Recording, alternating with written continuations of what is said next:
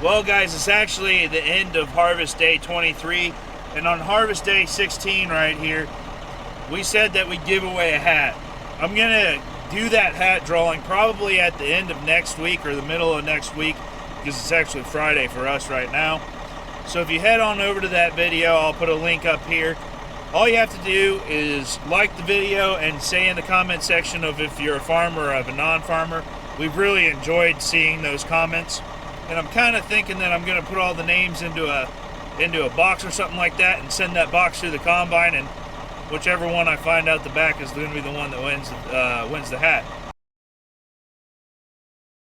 Good morning, everybody. Today is actually harvest day 23, and right now I'm going to try and get you guys caught up to this point because I'm actually a little bit behind. So on harvest day 21, we finished up the custom acres that we did for my farm service company, and then we moved over to another farm and we switched to soybeans, and we got into the soybeans. That also happened to be my dad's birthday, so we stopped and we had a family dinner that night. My grandparents came down, and actually my grandpa got to ride around with me in the combine for a little while, which I really enjoyed. And for all purposes, yesterday was an extremely smooth day, so I pretty much just sat in the grain cart all day. So to get me caught up to where we are right now on harvest day 23, here's about a minute-long montage to get you guys caught up.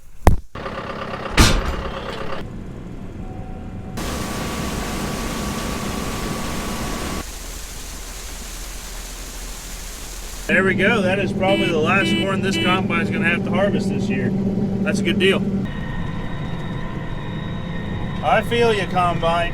2019's been rough. What's that thing? That's my camera. What's the ticket biggest son? Huh? What's the ticket biggest son? Us. Oh. It's taking pictures of us. I called Grandma to tell you to watch some of my videos. I've been recording videos every day that we've been harvesting. It's also how I remember if we got anything done. Well, it's a hell of a lot wetter than it used to be. You've been going pretty all day. Oh yeah. He goes to work with me every day. He's watching for rabbits. Oh yeah, he's watching for rabbits. There ain't no doubt.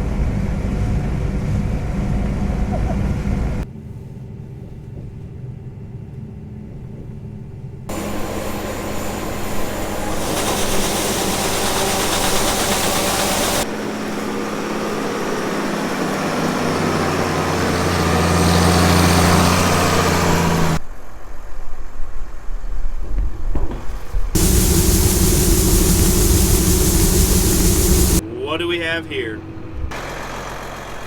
This must be what they call a soul stone.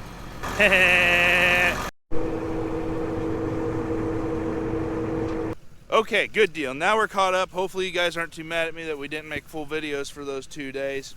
Right now this morning it's really chilly and it feels good. The air is really crisp. But right now I'm standing in my fun plot, my fun little show plot. So right here where the corn is out were the 3 hybrids that did really well for Champion in 2018 in the Iowa First Trials. I haven't compiled the yields yet, but I will when I make this video. And right down here are the yields. Now granted, that was planted on 6.5, and I've pulled a lot of years out of there because it's just my fun plot. And right here is my diversified cover crop plot. I have millet in here, I have oats in here, I have rye in here, I have really big tillage radishes. Don't eat those, they're hot. And then I also have really big turnips, or purple top turnips. I've really enjoyed this little area here. That was pretty cool to see it grow. And then right here I have the soybean hybrids that I couldn't put across the road because of the chemistry. They won't agree with each other. Across the road were the Extend soybeans. And right here is a 3.9 GTLL soybean, or GT27, which means it's glyphosate and Liberty tolerant. Those things are huge and look really good. These beans right here are a 3.4, and then right here we move into the new Enlist soybeans. I don't know if I'm going to be able to harvest those or not. We'll try and figure out a way to do that. But those were also planted on 6.5. All the crops were planted on the same date.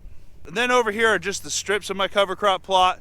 We have the purple top turnips, the millet, then we have the oats, the crimson clover, the cereal rye, and the turnips, or tillage radishes. Some kind of people call them daikon radishes. And why am I showing you this? I'm gonna actually leave it open to you guys if there's something that you'd like to see in my fun plot next year to experiment with. At this point, I think I'm gonna try and experiment with no-tilling soybeans into different stages of cereal rye, like terminating before you plant it, planting into it green, and waiting until it's really, really tall and then planting into it kind of as a rally crop or relay crop. I'm not actually sure which the technical term is on that because it's kind of a new thing. I'm also thinking about doing a strip of corn where I absolutely baby and see what kind of yield potential it can get. Maybe some 60-inch corn with some cover crops interseeded for like some cattle guys. But other than that, I'm pretty much open to trying about anything there in that fun plot. That's because that's what it is. It's my fun plot. If there's something that you guys would really like to see, let me know down in the comment section below and we might be able to make it happen. But anyways, that's enough of me talking. It's time to go down the road to work.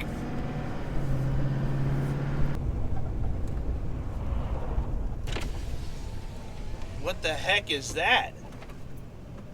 Bandit, I think that's a cautionary John Deere.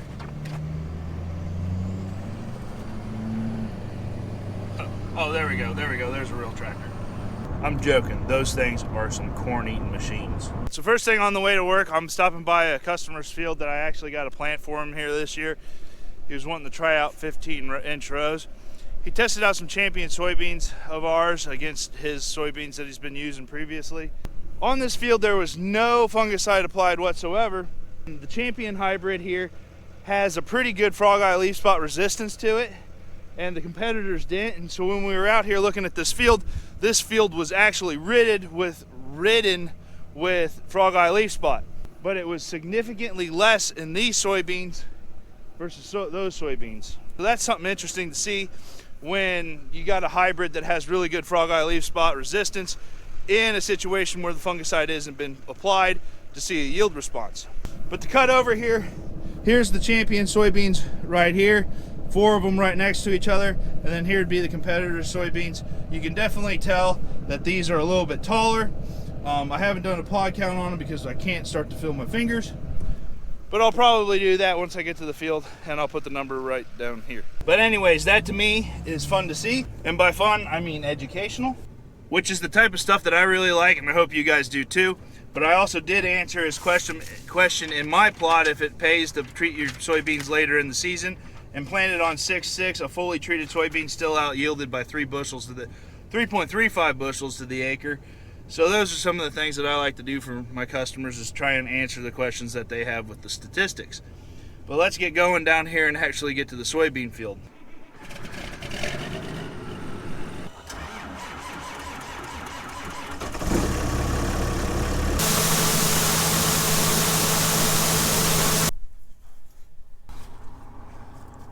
Yeah, we're close.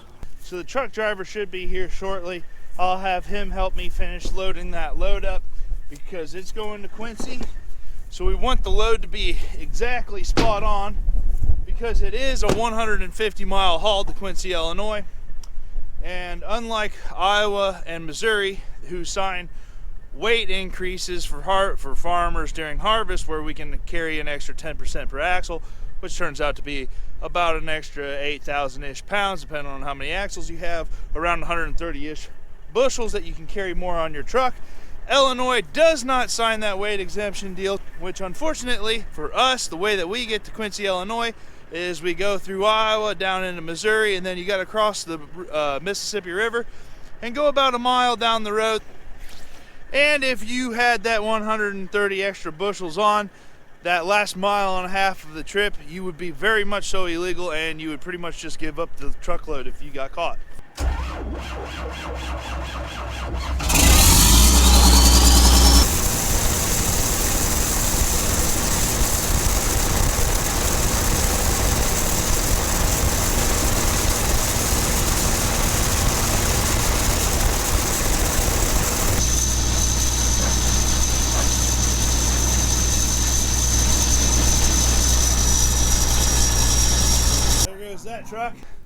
There's a couple of things that I gotta do still before I can get this combine up and running for the day.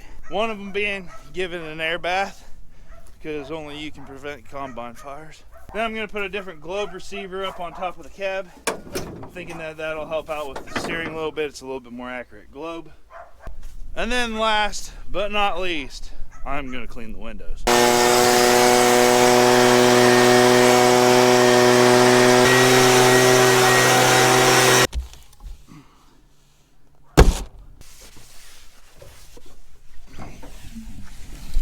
Look at that, the window cleaner's telling you to give this video a big old thumbs up. Oh, that was cheesy. There we go. Close up the sides, turn her on, let's go cut beans. So I don't know if I've shown this or not, but I'll show you another reason why everybody needs a blue healer. If you watch any of my other videos, you guys all know that Bandit loves riding around in tractors. Heck, he gets them when the doors are open. But he's lazy, and if he will, he'll get you to pick him up and put him in the tractor versus jumping up in there. Here's an example. Come here, Bubba. Come here. Come here. You want to go up in the combine? Look, yep, see? See? He lays down and makes me pick him up.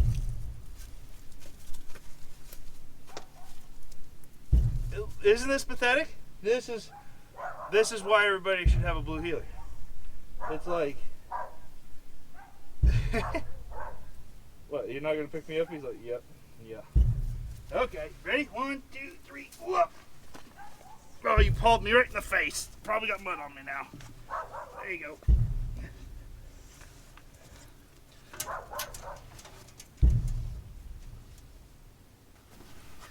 The joys of life. He also laid down right in the dust. So now he's a dusty blue healer.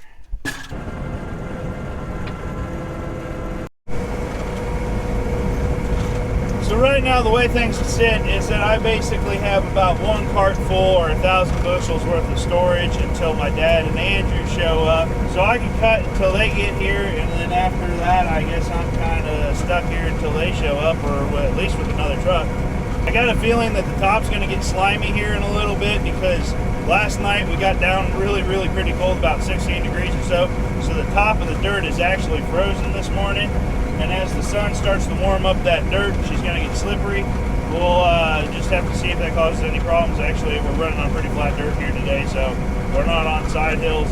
Last fall, I ran into a lot of issues where I get onto a side hill and the dirt ground was frozen, and it'd just be like snot on top of the dirt, and I would literally slide the combine down. And one time I actually ended up in the woods. I slipped the combine so far that I ended up in the woods.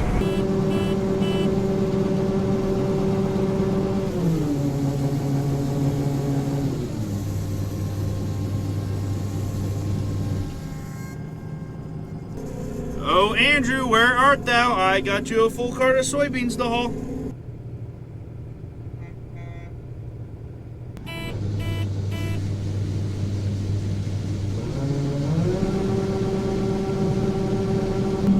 Good deal, that's not bad timing.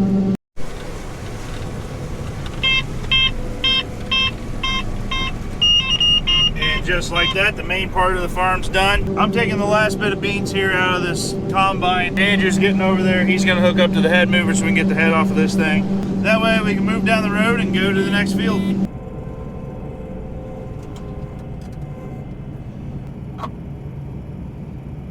Convoy comms check.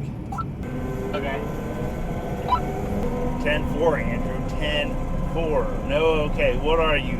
Rookie lingo over here, trucker driver? No, I'm a Walmart radio trucker and I forgot. Sorry. 10-4. Hey, a Walmart radio's better than no radio. I'm not complaining, I totally agree. Oh, would you look at this? We got a combine jam. Oh, is it a red one? Just turn it off the roof. Nope, it's a little deer. Yep, she's a 66.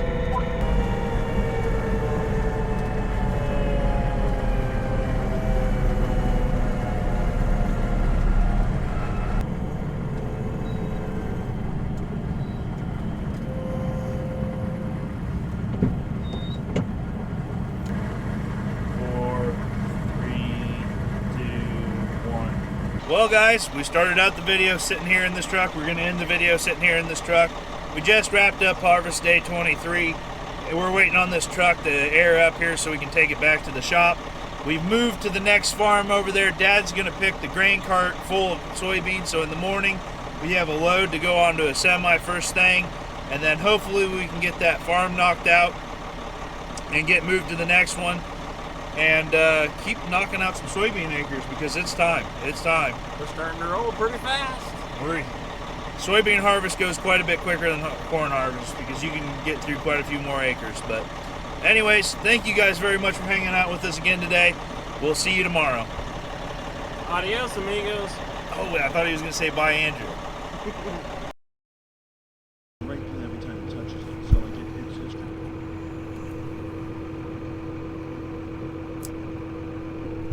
This right here is the best time of night when the sun's going down, the sky's got cool colors, the lights on the equipment's on. It's like it's a pretty peaceful time of night.